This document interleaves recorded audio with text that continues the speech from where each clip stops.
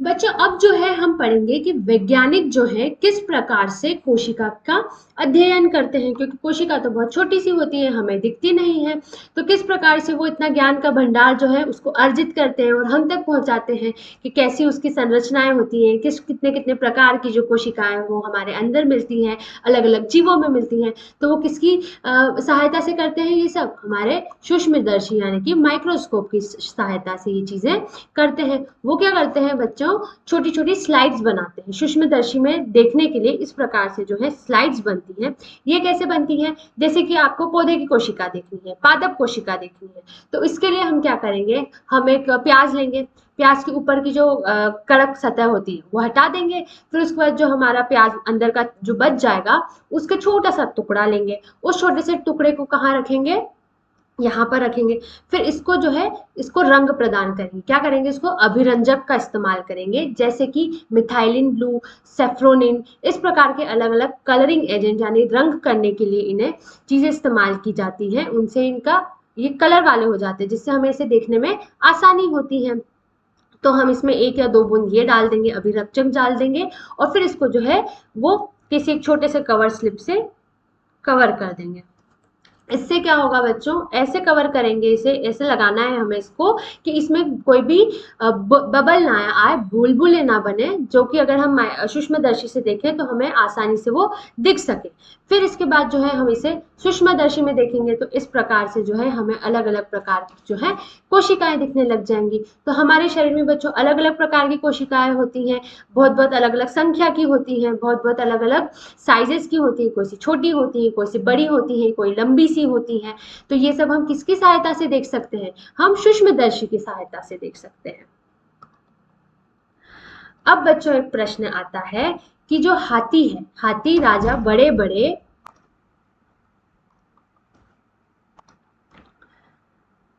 बच्चों अब पहले हम एक प्रश्न करते हैं। क्या बच्चों अब जो है हम एक प्रश्न करने के साथ साथ में ये सीखते हैं कि कोशिका से जीव किस प्रकार से बनते हैं, इसकी जो है क्रिया कैसी होती है।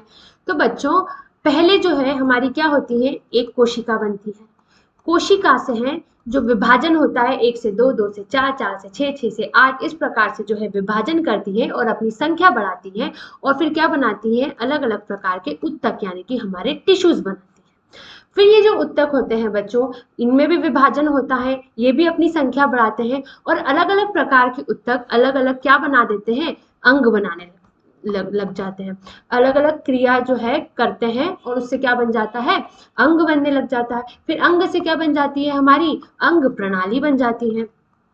सारी अंग बन चुके हैं, उससे हमारे जो सारे तंत्र शुरू हो जाएंगे, और तंत्र शुरू होकर जो हमारा क्या बन जाता है, हमारा बच्चों जीव बन जाता है। तो ऐसे ही हम ये देखेंगे कि ये होती है।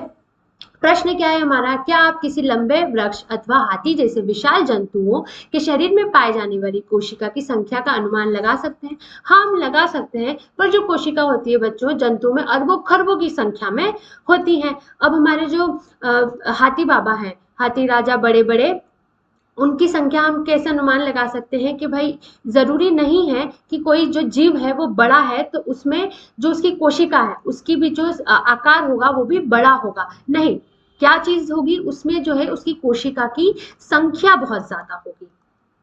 क्या होगी बच्चों, उसकी संख्या ज्यादा होगी, कोशिका का आकार बड़ा नहीं होगा, उसकी संख्या ज्यादा होगी। जैसे कि मांसपेशियों की सरायु की जो कोशिका है वो कुछ इस प्रकार की होती है, किसमें, हाथी बाबा में।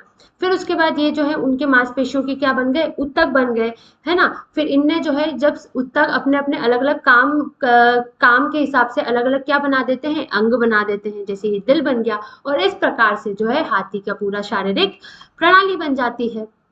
तो बच्चों कोशिका से जीव किस प्रकार से बनते हैं, कोशिका से क्या बनता है, ऊतक बनता है। ऊतक जो है वो अलग अलग कार्यों के हिसाब से अलग अलग अंग बना देते हैं, और अंग से जो है क्या बन जाती है, अंग प्रणाली बन जाती है। और अंग प्रणाली जब काम करने लग जाती है तो क्या बन जाता है, हमारा जीव बन जाता है।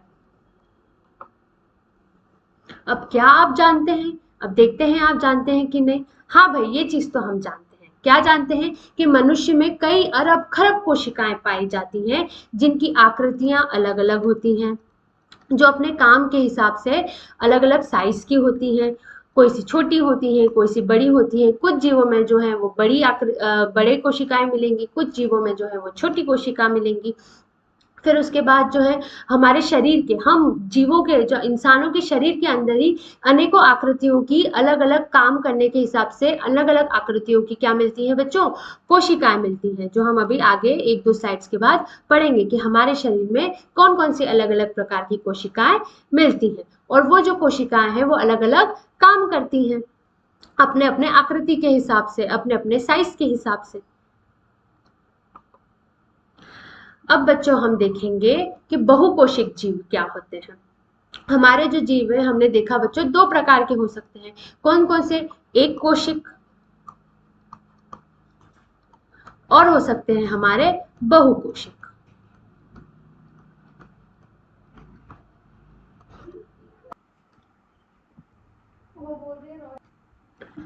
बच्चों अब जो है हम पढ़ेंगे बहुकोशिक जीव के बारे में।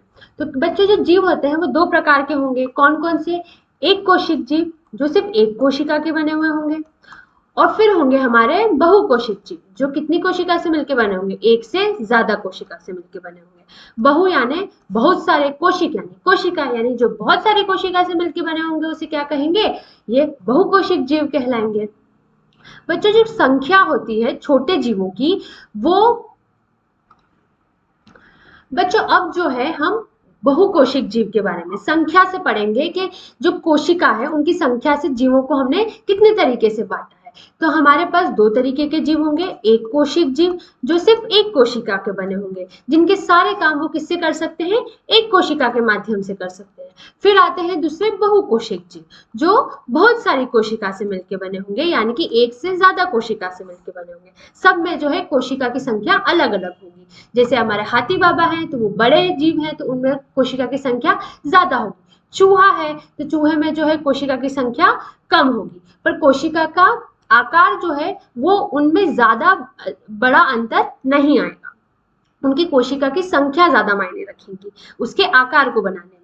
तो हमारे बहुकोशिक जीव क्या होते हैं बच्चों? बहु मतलब बहुत, कोशिक यानी कि कोशिका, मतलब जो बहुत सारे कोशिका से मिलकर बनी है वो क्या हो जाएंगे मेरे बच्चों? बहुकोशिक जीव हो जाएंगे। फिर हम देखेंगे, जैसे ये हमारा पत्ता है, पेड़ है, पेड़ क्या होते हैं? बहुकोशिक होते हैं। तो जब हम इसको सूक्ष्मदर्शी से देखेंगे तो कुछ इस प्रकार से हमें नजारा दिखेगा। तो बच्चों ये अलग सा, जो हर एक अलग सा, एक सा ईंट जैसा जो आपको दिख रहा ना, ये 1 2, ये हो गया हमारा 3, ये हो गया 4, ये जो है ये इतनी सारी अलग अलग कोशिका है। ये जो हरा कलर जो दिख रहा है बच्चों, ये किसकी वजह से है? क्लोरोफिल की वजह से एक नामक पदार्थ मिलता है हमारे पत्तियों में, जिससे कि पत्तियां जो है क्या बनाती हैं? खाना बनाती हैं, इसलिए ये हरा कलर का दिखता है। तो पता चल गया ना बच्चों के बहुकोशिक यानी कि बहुत सारे कोशिका से मिलकर बना हुआ, जैसे इस प्रकार से कुछ वो दिखेगा। एक कोशिक जो रहेगा वो सिर्फ एक कोशिका का मिलकर बना हुआ रहेगा, वो भी हम आगे देखेंगे। अब बहुकोशिक जीव कैसे बनते हैं बच्चों? तो जो होती है वो युग्मक बनाते हैं। सबसे पहले युग्मक बनते हैं, यानी कि गैमेट्स बनते हैं। युग्मक कैसे? महिला युग्मक अंग जो है वो महिला प्रजनन अंग जो है वो क्या बनाएगा बच्चों? डिंब बनाएगा। और जो पुरुष प्रजनन अंग जो है वो क्या बनाएगा? शुक्राणु बनाएगा। और ये मिलके क्या बना देंगे? जब ये मिल जाएंगे तो निषेचित अंडा, यानी कि फर्टिलाइज्ड एग बन जाएगा।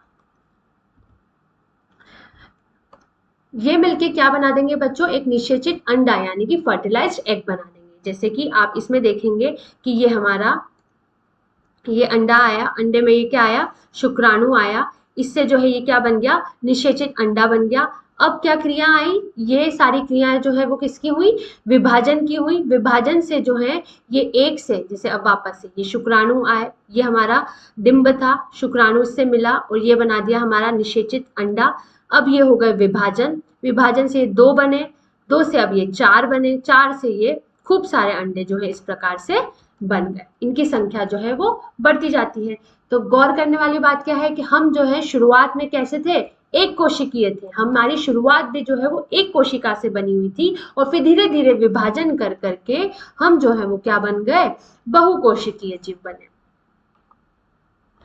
अब हम देखेंगे कि एक कोशिकीय जीव क्या होते हैं।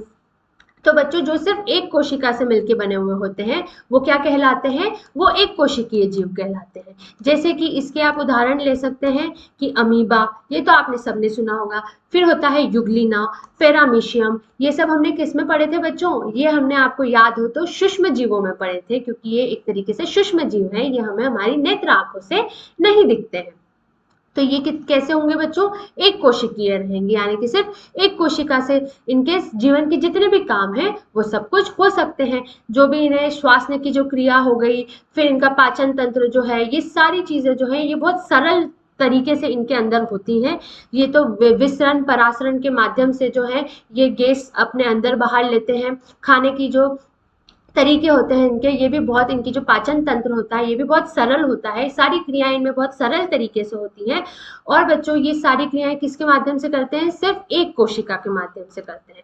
और एक कोशिका इनका जीवन जीने के लिए पूरी तरीके से, और बच्चों जो एक कोशिका होती है ये सारे काम करने के लिए सक्षम होती है इनकी, इसीलिए जो है हमने कोशिका को क्या कहा है बच्चों, हमारी संरचनात्मक और क्रियात्मक इकाई, क्योंकि जो हमारी कोशिका है वो सारे काम अपने से कर सकती है। अब हम जो है बच्चों एक कोशिकीय और बहुकोशिकीयों के बीच में तुलना करते हैं। बच्चों जिस प्रकार से हम जो है क्या क्या करते हैं, सांस लेते हैं, फिर उसके बाद हमारी वृद्धि होती है, हम प्रजनन करते हैं, हम जो है हमारी संख्या को बढ़ाते हैं, प्रजनन करते हैं, श्वास करते हैं, ये सारी क्रियाएं जो है वो सब कौन करता है, एक कोशिकीय जीव भी करते हैं। हम भी ये सारे काम करते हैं। पर बच्चों क्या डिफरेंस होता है, क्या अंतर होता है कि एक कोशिकीय जीव जो रहते हैं उनका पूरा शरीर जो होता है बच्चों, वो पूरा की पूरा अपने पर्यावरण, वातावरण के आसपास की जो वातावरण है उससे मिला हुआ रहता है। पर बच्चों होता क्या है कि जो हमारे एक कोशिकीय जीव रहते हैं उनका जो पूरी शरीर की जो सतह होती है वो किसके संपर्क में रहती है, वो बाहरी वातावरण के संपर्क में रहती है। तो अगर उन्हें श्वास में लेना है, अगर हम उन्हें ऑक्सीजन लेना है तो वो सीधे डायरेक्टली किससे ले लेंगे, अपने बाहरी वातावरण से ले लेंगे। उनकी पाचन क्रिया भी बहुत सरल तरीके से होती है। पर हम जो है, हम बहुकोशिकीय, अरब खरब कोशिकाएं हमारे अंदर होती हैं, तो हमारी जो है हर एक कोशिका जो है वो वातावरण के संपर्क में नहीं रहती है। तो हमें क्या चाहिए होता है, अगर हमें ऑक्सीजन जो है और अगर हमारा पोषण तत्व है जो एक एक कोशिका तक अगर हमें पहुंचाना होता है तो उसके लिए हमें क्या चाहिए, हमें अनेक अंग प्रणाली चाहिए, हमें उत्तकों का निर्माण करना होता है और विभिन्न उत्तक अंगों का निर्माण करना होता है जो एक एक कोशिका तक जो है हमारी सारी चीजों को पहुंचा सके। तो हमारे अंदर जो ये सारी चीजें होती हैं वो कैसी होती हैं, वो जटिल होती हैं और इनमें बहुत ही आसान तरीके से वो चीजें होती हैं। अब हम एक कोशिकीय के बीच में तुलना कर लेते हैं। तो जैसे हमारा अमीबा है, ये क्या है, एक कोशिकीय है, एक कोशिक है ना। और हम जो है, ये लड़की जो है ये क्या है, ये बहुकोशिक है। अब इसमें जो है अलग अलग प्रकार की कोशिका मिलती है। मस्तिष्क की कोशिका जो है वो इस प्रकार से रहेंगी, है ना। फिर यकृत यानी कि लीवर की जो कोशिका है, जिगर की कोशिका जो है वो इस प्रकार की रहेंगी।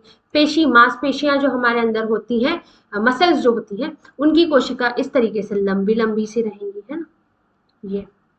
फिर हमारी रक्त की कोशिका जो है वो इस प्रकार से रहेंगी, उसमें इस प्रकार से लाल रक्त कोशिका, सफेद रक्त कोशिका रहेंगी।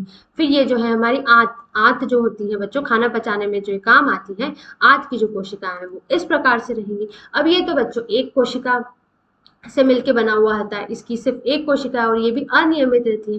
तो ये खाना कैसे पचाती है, ये जो है ये खाने के जो छोटे छोटे कण हैं इन्हें क्या करेगा, अमीबा जो है वो अनियमित होता है, तो ये इसको ऐसा कुछ, जैसे ये है, यहाँ पे खाना आया, इसको यहाँ से लेके अपने जो शेप है वो वापस ऐसा कर लेगा, इस प्रकार का हो जाएगा और इसे जो है अपने अंदर ले लेगा। फिर अंदर ये क्या करेगा, रासायनिक क्रियाएं चलाएगा और रासायनिक क्रियाओं से बच्चों ये क्या करेगा, अपना इसके जो भी पोषण तत्व इसे लेने रहेंगे वो ले लेगा और जो बाकी बचा कूड़ा है उसे जो है बाहर इस प्रकार से, काला ये दिख रहा है बच्चों आपको, इस तरीके से फेंक देगा। पर हमारे अंदर पाचन क्रिया कैसे होती है, यहाँ से जाएगा, फिर हमारे श्वास नली से होते हुए जो है वो कहाँ जाएगा, वो हमारे पेट में जाएगा, पेट से होते हुए फिर उसमें बहुत सारे हमारे अलग अलग प्रकार के जो है जूस डलेंगे और फिर वो हमारी आंतों में जाएगा, आंतों में पचेगा और फिर जो है वो बाहर आएगा। इतनी जटिल जो क्रिया है अंग प्रणाली के माध्यम से जो है वो चीजें हमारे अंदर होंगी, और वही चीज जो है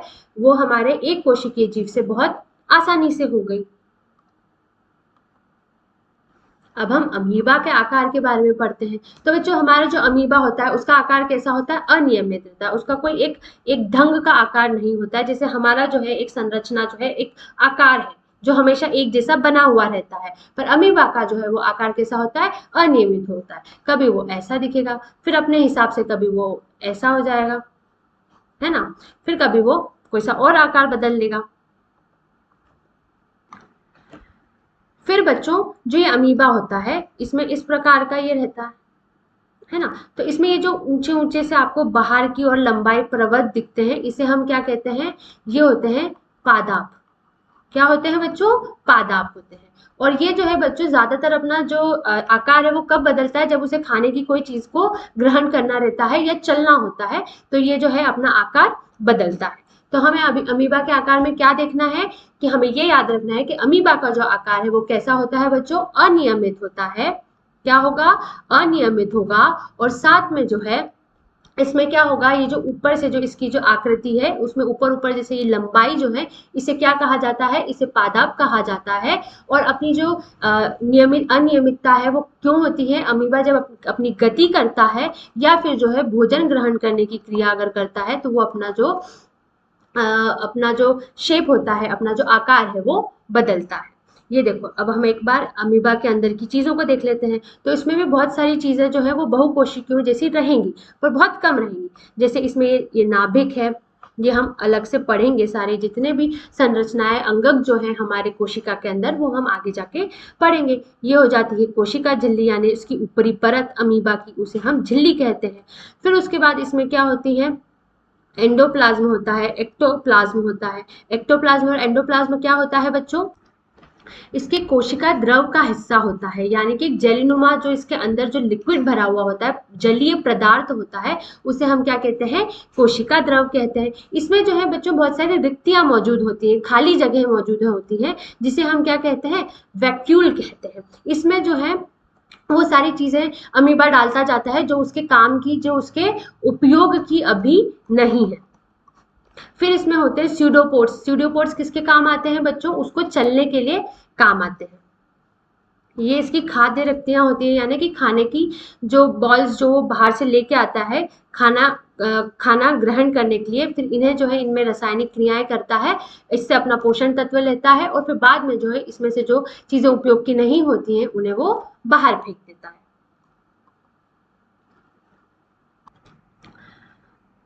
तो बच्चों, अब हम देखेंगे आकार बदलने में अमीबा का क्या लाभ होता है। हमने ये पढ़ लिया है, हम पहले से इसको रिवाइज करेंगे। क्यों बदलता है अमीबा आकार अपना? पहला तो गति के लिए, कि ताकि वो चल सके, तब वो अपना आकार बदलता है। और दूसरा वो कब बदलता है बच्चों? सोचिए।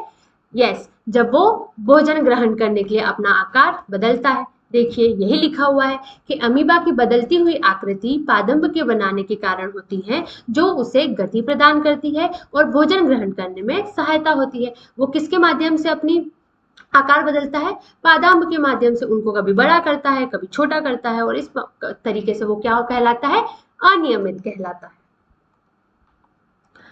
अब हम देखेंगे कि क्या आप जानते हैं कि बच्चों हमारे अंदर भी एक कोशिकीय वाली कोशिका मिलती है। बच्चों, क्या आप जानते हैं कि हमारे अंदर भी जो है एक कोशिकीय वाली कोशिका होती हैं? बच्चों, क्या आप जानते हैं कि हमारे अंदर, हमारे जो खून होता है बच्चों, उसमें जो है बहुत सारी अलग अलग प्रकार की कोशिकाएं मिलती हैं। जैसे कि एक श्वेत रक्त कोशिकाएं होती हैं और दूसरी होती हैं लाल रक्त कोशिकाएं। तो इसमें से जो बच्चों श्वेत रक्त कोशिकाएं होती है ना, वो भी अपना आकार जो है बदल सकती है। उनका आकार भी अनियमित होता है, वो भी अपने हिसाब से जो है आकार को अपने ढंग से बदल सकती है। पर इसमें अंतर क्या होता है बच्चों कि जो हमारी श्वेत रक्त कोशिकाएं होती हैं वो सिर्फ एक कोशिका रहती है, जबकि अमीबा जो है हमारा वो क्या है, वो पूरा एक जीव है जो अपना पूरा जीवन स्वतंत्र है, जो अपना पूरा जीवन यापन कर सकता है। एक अगर श्वेत रक्त कोशिका जो है अगर उसे अलग निकाल के रख दिया जाए तो वो मर जाएंगी, क्योंकि वो पूरी तरीके से अपनी एक जीव नहीं है, वो सिर्फ एक कोशिका है, वो अपना काम पूरा खुद से नहीं कर सकती, वो पूरी तरीके से बनी हुई नहीं है। और बच्चों हमारी जो श्वेत रक्त कोशिकाएं हैं वो काम क्या करती हैं कि हमारे अंदर कोई दूसरा जीवाणु या विषाणु कुछ आ जाए, बीमारी वाले कोई सी चीज आ जाए जो हमें नुकसान पहुंचा सकती है, ये उससे क्या करती है बच्चों, ये उससे लड़ती है, और लड़ते समय क्या करती है, उसे अपने अंदर डाल के उसे खत्म कर देती है। इसलिए इसका जो शेप रहता है, इसका जो आकार रहता है वो क्या कहलाता है, अनियमित होता है, क्योंकि इसका काम भी उस प्रकार का होता है। अब हम देखेंगे कोशिका का आकार। बच्चों अब जो है हम देखेंगे कोशिका का आकार कि कोशिकाएं किस तरीके की होती हैं। सामान्य तौर पर ये या तो गोले आकार की होगी, है ना, या फिर ये चपटी होगी। चपटी कैसी, ऐसी चपटी, इसमें बीच में ज्यादा जगह नहीं रहेगी, ऐसी। फिर या तो फिर लंबी होगी, लंबी। कुछ कोशिका लंबी होती है जिनके दोनों सर नुकीले होते हैं, इस प्रकार से। ये किसमें मिलती है बच्चों, ये मांसपेशियों में मिलती है। इनके आकार तकुरूप होते हैं, लॉजिकल होते हैं।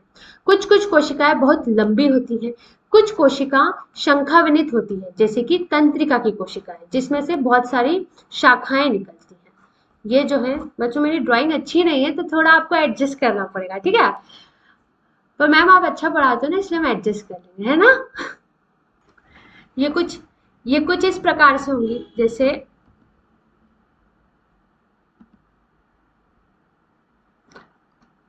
ये कुछ इस प्रकार से होंगी। ये हमारा हो जाएगा इसका केंद्रक, और फिर ये, है ना, ये मतलब शाखा निकली हुई है इसमें से, पतली पतली सी, ये इस प्रकार की रहेंगी। तो चलिए हम इसको एक बार पिक्चर फॉर्म में देख लेते हैं। जैसे ये हमारे आकार हो जाएंगे बच्चों। इनके आकार मेनली किस आधार पे होते हैं, इनके काम के आधार पे होते हैं। जिस प्रकार का ये काम करते हैं उनमें जो है वो किस शेप। बच्चों इनका जो आकार होता है ना, ये सबसे ज्यादा किस पे निर्भर करता है कि ये क्या काम करते हैं। ये जो काम करते हैं जिसमें इन्हें सबसे ज्यादा आसानी होगी, ये उस आकार के मिलेंगे। जैसे अब हमारी लाल रक्त कोशिकाएं हैं, ये कैसी मिलेंगी, बिल्कुल छोटी छोटी सी रहेंगी, और ये इस तरीके की गोल आकार की रहेंगी, चपटी सी रहेंगी। क्यों रहेंगी, क्योंकि ये जो है बहुत ज्यादा मात्रा में पाई जाती है और खून में पाई जाती हैं, तो इन्हें जो है जगह कम से कम घेरनी होती है, इसलिए ये जो है बहुत छोटी सी होती हैं।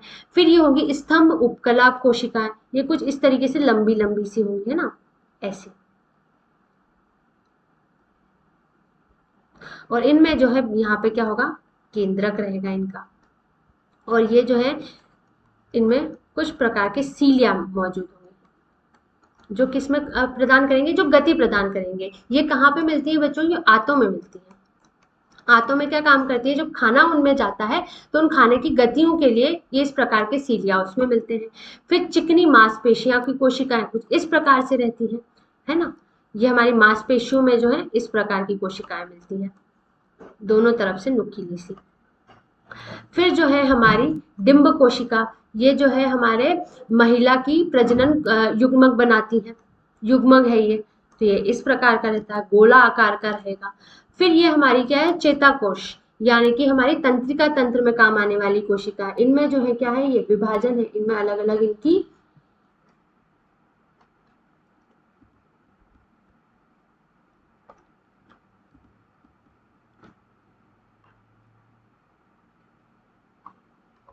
शाखा है ना। ऐसे ये हमारे शुक्राणु कोशिका है, जो इसके साथ मिलके क्या बना देगा, अंडा बना देगा। तो इसकी कुछ इस तरीके की आकार होता है, ताकि बहुत आसानी से जो है डिंब तक पहुंच सके। ये हमारी अलग अलग प्रकार के क्या हो गई, कोशिका के आकार हो गए। कौन कौन से देखे हमने अलग अलग आकार? हमने लाल रक्त कोशिकाएं देखी, हमने स्तंभ उपकला कोशिकाएं देखी जो ऐसी लंबी सी होती हैं, फिर हमने चिकनी मांसपेशियों की कोशिकाएं देखी जो दोनों साइड से कैसी होती है, नुकीली सी होती हैं, फिर हमने चेताकोष की देखी जो तंत्रिका तंत्र में काम आती है और इनमें क्या होती हैं, ये शाखा होती हैं। फिर हमने डिंब देखी जो कैसी होती है, गोला आकार होती हैं, और हमने जो है एक शुक्राणु कोशिका देखी। अब हम देखेंगे कि तंत्रिका कोशिका का कार्य क्या होता है। बच्चों, तंत्रिका तंत्र यानी कि तंत्रिका तंत्र यानी कि क्या, हमारा मैसेज सेंड करना, यानी कि हमारा जो है संदेश प्राप्त करने का काम करता है। ये क्या होता है, जैसे हमें चुटी काटी, ठीक है, या आपका जो है कुछ आपको कट लग गया तो एकदम से जो है आप हाथ हटा लोगे, आप चिल्ला दोगे, तो ये संदेश दिमाग तक कैसे पहुंचा। कभी कभी क्या होता है, आप कहीं पे इधर उधर देख रहे हो तो भी अगर आपको कुछ हाथ पे लग जाता है, कट जाता है, झट से आपकी आंखें जो है वो इधर देखने लग जाती है और आपका हाथ जो है वहां से उठ जाता है। ये कैसे होता है, ये जो है संदेश के माध्यम से होता है। ये जो कोशिका होती है, जो तंत्रिका कोशिका होती है, वो हमारा संदेश लेके जाती है, जहां पे भी हमें लगी होती है से हमारे मस्तिष्क तक के भिड़ू कुछ ना कुछ दिक्कत हो रही है शरीर में, और फिर हमें जो है वहां से जब मस्तिष्क बोलता है कि जल्दी से हाथ हटा ले और चिल्ला दे, तो हम क्या करते हैं, ये मैसेज जो है लेके जाता है मुख तक, तो हमारी आवाज निकल जाती है और जो है हाथ तक संदेश लेके जाता है और हमारा हाथ जो है वो हट जाता है। गौर करने वाली बात इसमें बच्चों ये है कि इसकी गति बहुत तेज होती है, ये बहुत ही जल्दी करने वाली, जल्दी से संदेश काम करने वाली जो है कोशिका है। क्योंकि बच्चों अगर आपको आपका हाथ जल रहा है और अगर ये धीरे धीरे धीरे धीरे तक बोल के हाथ जा रहा हूँ, हाथ जा रहा हूँ करते हुए दिमाग तक पहुंचा, आपका हाथ पूरा जल जाएगा बच्चों, और जो है आपको क्षति पहुंच जाएगी। तो इनका काम जो है वो बहुत तेजी वाला काम होता है। ये कुछ इस प्रकार की ये एक कोशिका होती है। ऐसी बहुत सारी कोशिकाएं जो है वो हमारे अंदर मिलती हैं, पर ये बहुत ही ज्यादा सूक्ष्मदर्शी से देखने पर हमें इस प्रकार की दिखती है। तो इसमें क्या होता है बच्चों, ये इसका होता है एक्सोन पार्ट, यानी कि इसकी टेल। बच्चों ये जो होता है,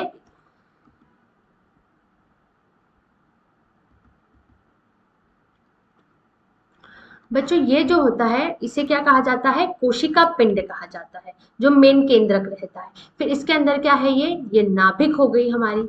फिर इसके बाद जो है ये जो इसमें से शाखा निकल रही है बच्चों, इसे क्या कहा जाता है, इसे डेंड्राइट कहा जाता है। क्या कहा जाता है, इसे डेंड्राइट कहा जाता है।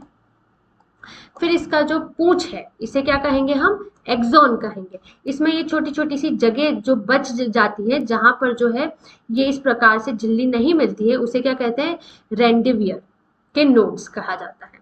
फिर इसमें जो है नीचे की साइड क्या मिलता है बच्चों, वृक्षिकांत मिलता है।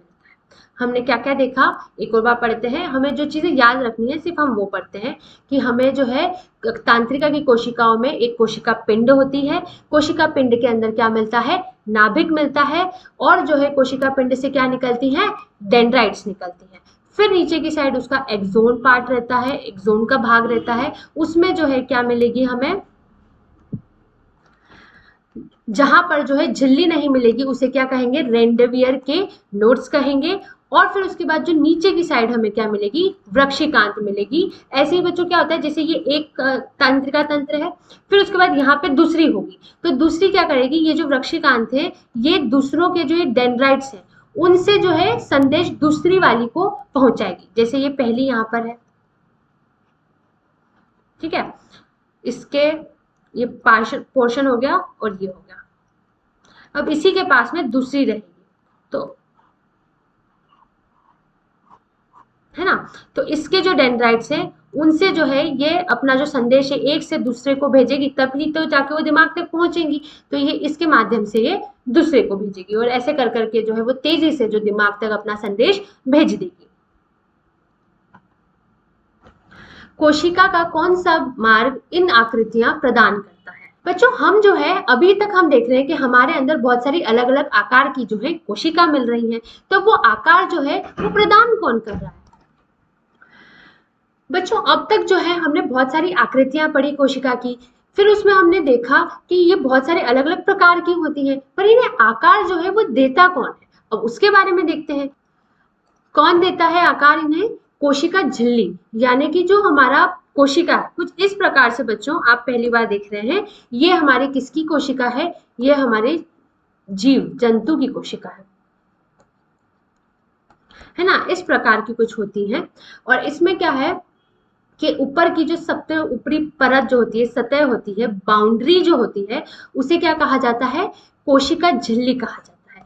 यही जो है इसे क्या प्रदान करती है? आकार प्रदान करती है। इसका काम क्या होता है? आकार प्रदान करने का। ये हमारी जंतु की कोशिका है ना। जीव में जंतु की कोशिका। इसी प्रकार से पौधों में जो है, पादप में जो है बच्चों, इसके अतिरिक्त भी एक झिल्ली होती है। जैसे हमारी पादप की कोशिका इस प्रकार की होती है और उसके अंदर जो है ये ऐसे, और उसमें ये सारे चीजें होती हैं जैसे इसके अंदर होती है। तो ये जो है इसमें ये हो जाएगी हमारी कोशिका झिल्ली। और इस झिल्ली के साथ में, इस झिल्ली के ऊपर एक और सतह मौजूद होती है जिसे क्या कहा जाता है? कोशिका भित्ति कहा जाता है। क्या कहा जाता है बच्चों? कोशिका भित्ति, भित्ति कहा जाता है। तो हमारे जो जंतु है उसमें आकार कौन प्रदान करता है? सबसे ऊपरी सतह जो उसकी बाउंड्री होती है, जिसे क्या कहा जाता है? कोशिका झिल्ली कहा जाता है, वो उसे आकार प्रदान करती है। और जो हमारी पादप कोशिका है उसमें जो है कोशिका झिल्ली आकार प्रदान करती है, साथ में उसके ऊपर एक और झिल्ली मौजूद होती है जिसे क्या कहा जाता है? कोशिका भित्ति कहा जाता है, जो इसे आकार प्रदान करता है। इसकी जरूरत क्यों पड़ी? कोशिका भित्ति की जरूरत क्यों पड़ी पादप को? दो बाउंड्रीज की झिल्ली की जरूरत इसलिए पड़ी बच्चों, क्योंकि जो हमारे पौधे हैं, पेड़ पौधे जो हैं, वो एक जगह से दूसरी जगह जा नहीं सकते। तो अगर उन्हें जो है वातावरण से क्षति की ज्यादा बच्चों, जो कोशिका झिल्ली होती है वो हमें सिर्फ आकार ही नहीं, बच्चों जो कोशिका झिल्ली होती है वो सिर्फ हमें आकार ही प्रदान नहीं करती है, साथ में वो क्या क्या देती है? वो हमें जो है रक्षा भी करती है, हमें जो है सुरक्षा भी प्रदान करती है। तो हमें हमारे जो पेड़ पौधे हैं उनमें जो है एक और झिल्ली की आवश्यकता क्यों पड़ी? क्योंकि जो हमारे पेड़ पौधे हैं वो पर्यावरण की चीजों को, आपदाओं को ज्यादा झेलते हैं। जीव जंतु जो होंगे, अगर बारिश हुई, गर्मी हुई, तो वो चल फिर के कहीं और जा सकते हैं, पर पेड़ पौधे जो है वो वहीं की वहीं रहते हैं। तो उन्हें जो है आपदाओं से बचाने के लिए, उनकी कोशिकाओं की अंदर की चीजों की रक्षा करने के लिए उनको एक और झिल्ली मिलती है जिसे क्या कहा जाता है? कोशिका भित्ति कहा जाता है। अब हम देखेंगे कोशिका का साइज। तो कोशिका जो है बच्चों बहुत छोटी होती है। कैसी होती हैं? सूक्ष्म होती हैं, बहुत छोटी होती हैं। इन्हें किसकी सहायता से देखा जाता है? सूक्ष्मदर्शी की सहायता से देखा जाता है। इसकी जो साइज होगी कि कहाँ से कितने होगी? 1 मीटर का 10वें भाग, यानी कि माइक्रोमीटर होता है।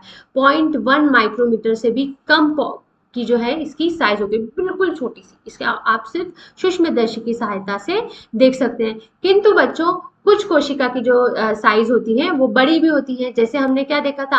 अंडों की जो अंडे हमने देखे थे वो कैसे थे? वो एक कोशिकीय थे, एक कोशिका से मिलकर बने हुए थे। फिर भी वो जो है उनकी साइज क्या थी? बड़ी थी, जिन्हें हम अपने आंखों से, नेत्र आंखों से देख सकते हैं, नग्न आंखों से दिखाई देते हैं वो। पर ज्यादातर जो होते हैं बच्चों वो कैसे होते हैं? वो सूक्ष्मदर्शी की सहायता से ही देखने को मिलते हैं। अब होता है एक मजेदार तथ्य कि जो सबसे छोटी कोशिका होती है उसकी साइज कितनी होती है बच्चों? 0.1 माइक्रोमीटर। 0.1 से 0.5 माइक्रोमीटर, मतलब बहुत ही लाखवें जो भाग होता है उतने तक। जबकि वो किसकी कोशिका होती है? वो जीवाणु की कोशिकाएं होती हैं। पर अब सबसे बड़ी कोशिका जो होती है वो क्या होगी? वो हमारा किसी का अंडा ही होगा। अब वो किसका अंडा होगा? वो शुतुरमुर्ग का अंडा होगा। उसकी साइज बच्चों इतनी ज्यादा होती है, बहुत बड़ा सा इसका जो है अंडा होता है। ये हमारे शुतुरमुर्ग भाई होते हैं और इनका जो अंडा होता है वो बहुत सबसे बड़ा होता है। एक कोशिकीय में अगर सबसे बड़ा साइज जो है वो किसका देखने को मिलता है? शुतुरमुर्ग के अंडे का मिलता है।